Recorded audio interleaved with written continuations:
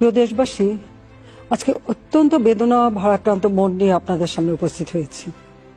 এমন কোনো ঘটনা ঘটে যা অত্যন্ত বেদনাদায়ক। এই কোমলমতি শিক্ষার্থীদের আন্দোলনকে ঘিরে যে সকল ঘটনা ঘটেছে তা খুবই বেদনাদায়ক ও দুঃখজনক।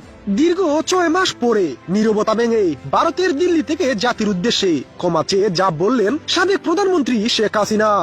5 আগস্ট শেখ হাসিনার পতনের পর ভারতের আশ্রয় থেকে দিল্লি থেকে বিভিন্ন ফোন কলে নেতাকর্মীদের সঙ্গে কথা বলতেও শোনা যায়, কিন্তু ক্যামেরার সামনে শেখ হাসিনাকে সরাসরি তেমন একটা কথা বলতেও দেখা যায়নি। এবার দীর্ঘ 6 মাস পর জাতির উদ্দেশ্যে কি বললেন সাবেক প্রধানমন্ত্রী শেখ হাসিনা? প্রিয় দেশবাসী, আজকে অত্যন্ত বেদনা ভারাক্রান্ত মন নিয়ে আপনাদের সামনে উপস্থিত হয়েছি। এমন কোনো ঘটনা ঘটে যা অত্যন্ত বেদনাদায়ক। এই কোমলমতি শিক্ষার্থীদের আন্দোলনকে ঘিরে যে সকল ঘটনা ঘটেছে তা খুবই বেদনাদায়ক ও দুঃখজনক।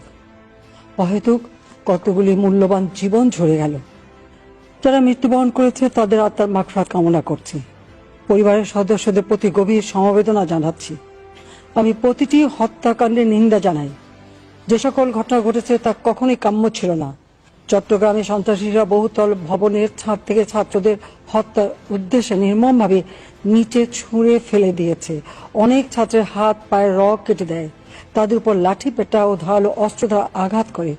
একজন মৃত্যুবরণ করেছে, অনেকে মৃত্যুর সাথে পাঞ্জা লড়ছে। প্রিয় ভিউয়ার্স, শেখ হাসিনা আরো বলেন, জুলাই আন্দোলনে যারা মারা গিয়েছেন সেখানে আমাদেরও কিছু গাফিলতি, কিছু ভুল ছিল। তাদের প্রতি সমবেদনা জানিয়েছেন শেখ হাসিনা। এটা কখনো তাদের জন্য কাম্য ছিল না।